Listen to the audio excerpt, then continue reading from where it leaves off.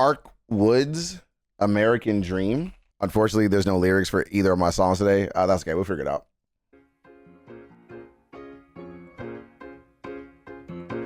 We'll just sit back and enjoy.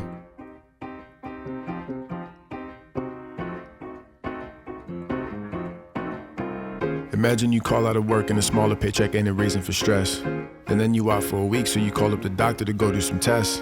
He tells you it ain't nothing serious, hands you a bill and says pay at the desk. You open the envelope up and it's $82 of shit, maybe less.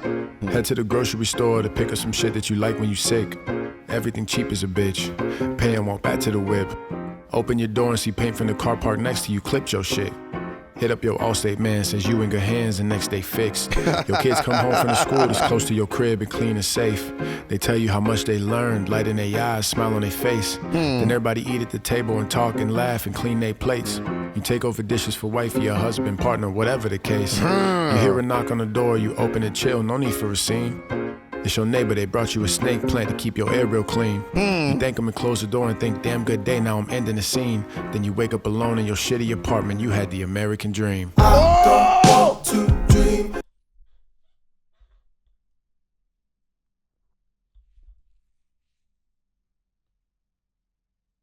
Sierra,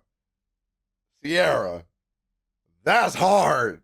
That was hard. Damn, that was fire. Damn. See, hold on, y'all, but let's be honest. This is that shit I be wanting to do, bro. I can do this. This is so inspirational to me. I appreciate when y'all donate inspirational shit. Not to try to make this about me, but I really like when I hear artists and I hear songs in this kind of style, this spoken word poetry kind of style. And I'm like, damn, this is motivational as well as inspirational. Like, I like this. This is what I pay to go listen to. I've paid artists to see them do spoken word like this because I just like when they just bare their soul, and it ain't even so much about the music. You're not even trying to impress. You're not trying to do some rap voice. You're not trying to like outsell yourself and create some caricature of who you are. It's like, yo, this is my voice. This is a beat. This is what I have to say. You either like that shit or you don't. This is how I'm going to make this happen.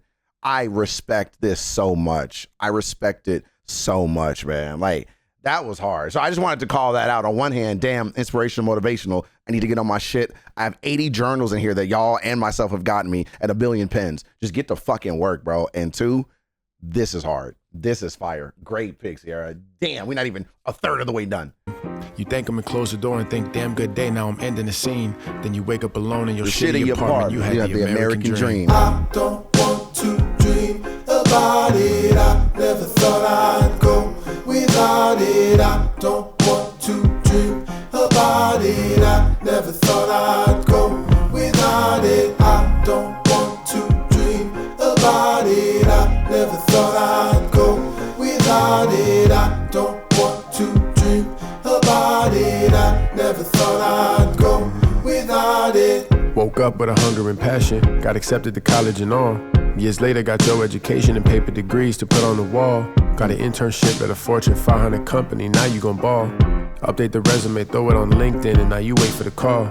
Pop you an Addy, cause you got the ADHD real bad, that addiction gene. It kicks in when you least expect to have a Coke Zero just to keep it clean. You all level and waiting, excited to join with a team. You trying to excel and put in the time and grind, you know what I mean. You finally hired, the salary decent, entry level. You signed in the offer letter, you give it a year or two, put your head down until you offer better. Boss calls you to his office, got HR perched like a bird. That offer letter until you offered better bar was fire. Because that's how we live, bro. I be hating these boomer ass conversations where they're like, back in my day, I stayed at the same company for 15 years. Yeah, it was also the same time frame where $50 got you a house. Like, we not in that world no more. If you offer me 2 G's a year better, I'm leaving the job, bro. The fact that you have resumes right now, we could all compare all of our resumes right now. I guarantee you the average tenure I think would probably be 2 years.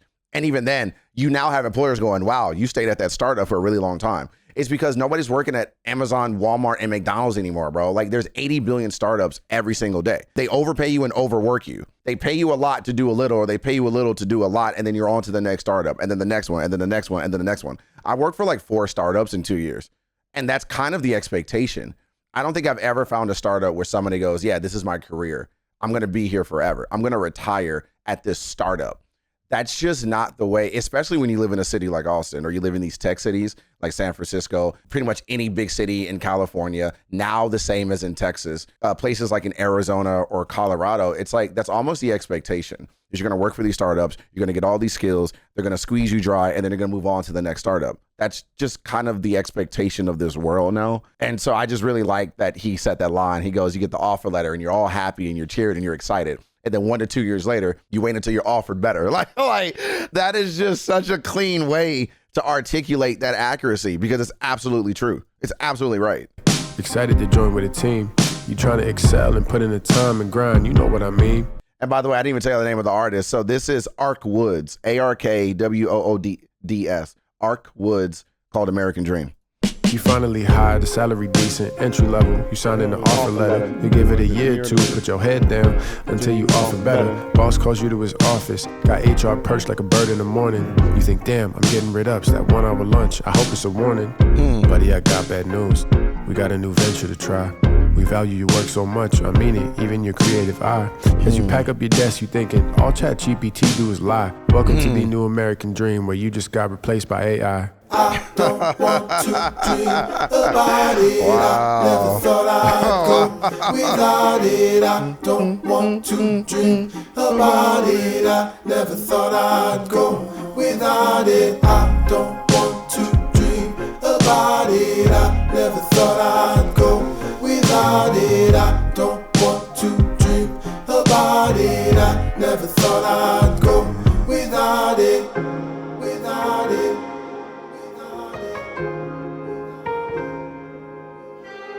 I never thought I'd dream about it. I never thought I'd dream about it. I never thought I'd go without it. I don't want to dream about it. I never thought I'd go without it. Hey Sierra, that might be one of my favorites. I'm putting that one back to you doing that. What's that one artist you donated that I was like obsessed with? There's 2 artists you've donated for that I was obsessed with, and I hate that I can't remember their names right now, but you know which 2 artists I'm talking about. This might be number 3. This might be number 3, bro. Half Alive. Yep, Half Alive is number 1. And then 2, The Girl in the Water. Benet. Yeah, Benet. Look at me. Ugh, like I got a crush. I figured that out myself. Yeah, Half Alive and Benet. If those are your top 2, this is number 3. I like this song a lot. I'm gonna be thinking about that one because damn, that I just love poetry like that. I just really enjoy poetry that is spoken such a non-caricature way where it's just naturally coming off the chest, but then is relevant to today. Like just relevant to today's times. I really appreciate that. I like that a lot. I like that a lot. Good pick. Very good pick. I don't want to dream about it. I never thought I'd go without it. I don't want to dream about it. I never thought I'd go. I'm still thinking about that offer letter until you offer better line. That is literally me. That is literally my life. I hate that. I hope nobody who is a colleague of mine or my employer watches my streams. That actually be kind of strange. Why are you watching my streams anyway? Unless you're just a fan of me. And listen, that ain't to say that I don't put the work in. When I work somewhere, if it's great, I'll stay. I worked at a startup for 5 years one time because I just really liked the work they were doing and I appreciated it. And I could have worked there longer. I was laid off. But it is funny that is the expectation though. Now it's like you work, you stay for as long as you can until you're offered better, then you leave. You do it again. And it's almost like they expect that. They employ you to get as much out of you as they can, to get as much skill to take from you as they can, knowing either they'll let you go when they're done with you and discard you, or you move on and find something better. It's just kind of the expectation. It's funny when you think about it that way because it's really shitty. Yes, it's fuck Parkinson's. It's fuck capitalism.